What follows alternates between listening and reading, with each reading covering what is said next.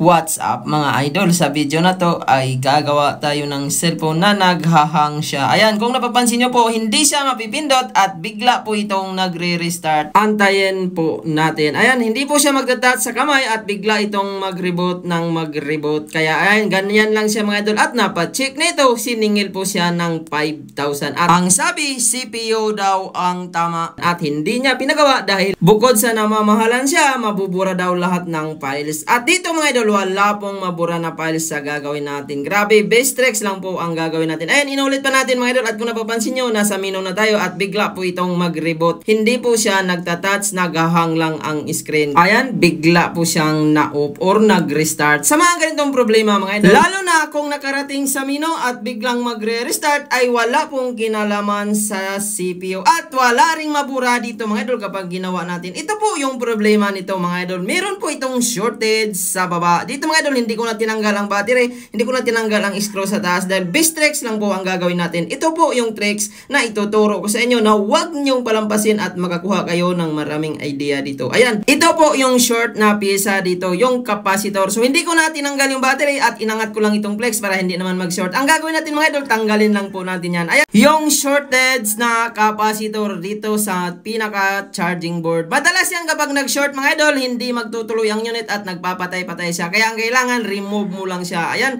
after natin na remove mga idol, ayan, tingnan natin kung gagana na ba ito. At ibalik natin yung flex. At ayan, napunta na naman sa menu at naghang at i-restart natin. I-press natin ang volume at power para mag-reboot dahil hindi natin natanggal ang battery. At ayan mga idol, after po yan na reboot, tingnan po natin ang resulta sa ginawa ko. At grabe mga idol, kung ikaw ba singilin ng 5K, ipapagawa mo kaya? I-comment na yan. At dito mga idol, pinaka-best tricks na nagawa ko dito ang ituturo ko sa inyo. Ayan, after natin natanggal ang short na capacitor, gumana kagad. Ang kagandahan po, walang mabura dahil yun po yung goal niya na hindi mabura kapag naayos. Ayan mga idol, sobrang natuwa ang may-ari nito na nagawa kagad. Nakaligtas po sa 5K. At kung naka-encounter ka ng ganito na napunta sa menu at biglang maghang, sundan mo lang po ang ginawa ko. At kapag nagre-reboot naman at hindi napunta sa menu, yun po yung may kinalaman sa CPU. At kapag nakikita nyo na napunta naman sa menu, yun lang po yung ginawa ko. Yung tinanggal ko po yung short na capacitor na to. 100%